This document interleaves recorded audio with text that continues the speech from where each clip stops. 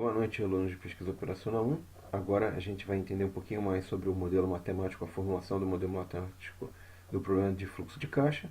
Então, a gente vai começar essa nossa aula olhando o seguinte. A gente tem uma tabela, né, que falava dos investimentos, das suas características, duração, meses de resgate e retorno. E aqui a gente tem, então, essas características aqui interessantes. O que é importante? A duração vai influenciar nos meses de resgate. E aí vai ter todo um esquema que a gente vai estar associado a essa questão dos meses de resgate. Tá? Então, voltamos aqui àquela questão de eu vou ter aplicação, resgate e reinvestimento. Eventualmente um pedaço pode ser resgatado e o resto reinvestido, ou tudo resgatado e nada reinvestido. Mas a situação em geral vai ser ou eu resgato um pouquinho e reinvisto, ou eu não resgato nada e faço reinvestimento. Tá? Isso vai acontecendo ao longo dos vários meses. O que é importante aqui? Olha, quando eu tenho a opção 1, eu posso investir e resgatar a qualquer momento, em qualquer mês. Né? Então aqui eu posso investir no mês 1, resgato no mês 2 e volto a reinvestir. Tá? Essa é a característica do investimento na opção 1. Já a opção 2 eu tenho que tomar cuidado. Por quê? Porque ele tem um tempo mínimo de permanência ali de 2 meses. Então o que significa isso? Eu vou aplicar, eu posso reinvestir no mês 3, que é resgatar e colocar novamente o dinheiro ali. Tá? No mês 3, tal que agora ele permanece mais 2 meses, vai acontecer o mesmo ponto de decisão no 5º mês e no 7º mês. Eu poderia fazer um reinvestimento aqui, né? Investimento no 7º mês. Tá? Já para a opção 3, eu tenho que levar em conta 3 meses, então aqui eu tenho um outro ponto que vai ser o mês 1 e o mês 4 de investimento, e aqui pode ser um resgate com reinvestimento, e aqui só um resgate. Eu não posso investir novamente, porque aqui é o mês no qual eu tenho que já fazer o pagamento. Tá? E finalmente a opção 4 eu faço aplicação no primeiro mês, e aí lá no último mês, que é o mês do último pagamento, eu faço o resgate.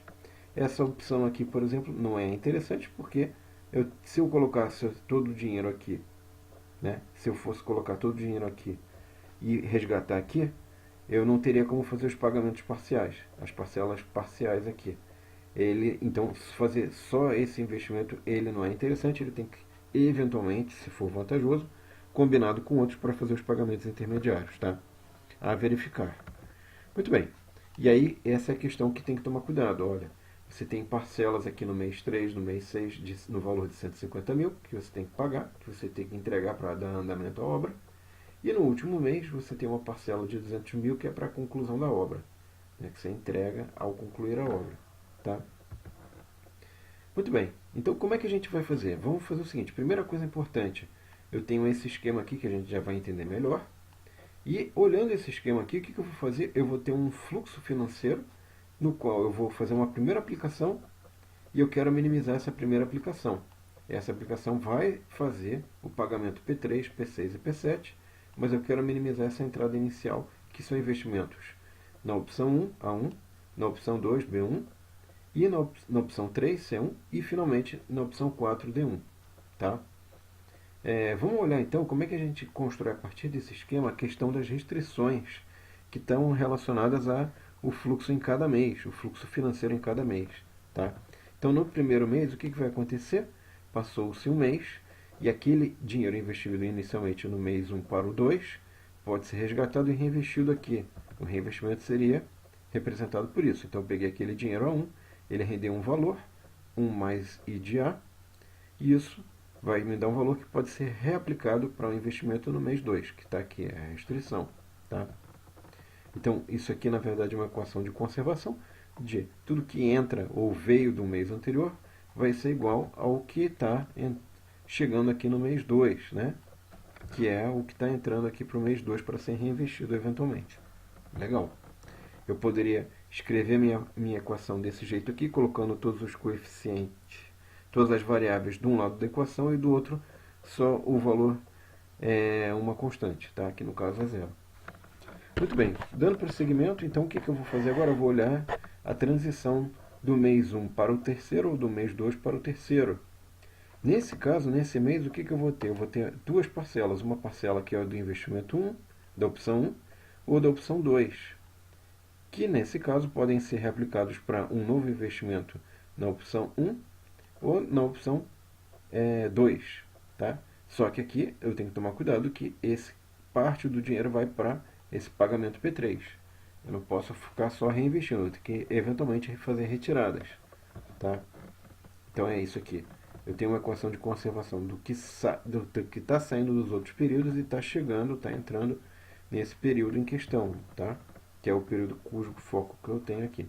Eu posso reescrever essa equação aqui para eu ter todas as variáveis de um lado da equação e só o valor aqui é uma constante do lado direito da equação, tá? Da igualdade. E aqui no caso tem que ser igual a 50, que é o pagamento do terceiro mês. Ok. Agora, prosseguindo para o quarto mês, eu tenho a mesma questão, que é, eu tenho investimento que pode ter vindo do mês anterior ou lá do primeiro período e chegou agora, eu posso resgatar e fazer uma nova aplicação, ou seja para o investimento 1 ou seja para o investimento 3, tá? Para a opção de investimento 3. Essa é a nossa equação, que vai ficar desse jeito aqui, com a constante do lado direito.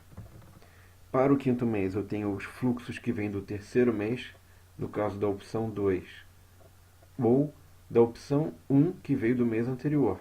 Tá? E aqui eu posso então pegar esse dinheiro, poderia retirar, não é o que eu vou fazer porque não tem que pagar nada. Vou reaplicar em quem? Vou reaplicar no A5 e no B5, que podem me dar retornos ou no caso do A5 ou no próximo mês, vai me dar retorno no próximo mês, e o B5 vai me dar retorno lá no último período, para fazer o pagamento final. Tá? Então eu posso reescrever a equação desse jeito aqui, né? E finalmente, o que eu vou ter aqui, ó?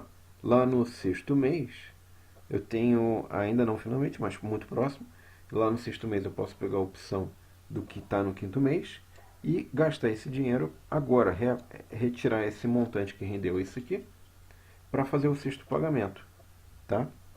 É basicamente isso aqui, eu vou ter que, olha, isso aqui pode ser, então, na verdade, vai servir para fazer esse pagamento de 150, ou seguir um pedaço para ser retirado para o pagamento no sétimo período ali, tá?